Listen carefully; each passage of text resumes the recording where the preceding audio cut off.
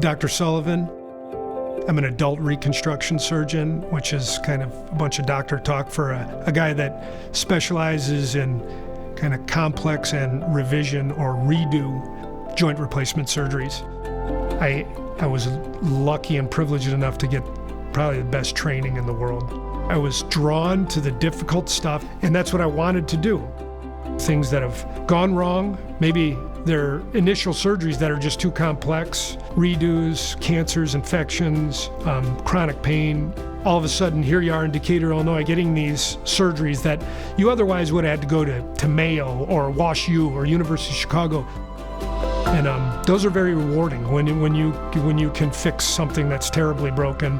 The bottom line is pain will ruin your life. And you have people stand up after surgery in the recovery room after 10 or 15 years of miserable pain, and they're better.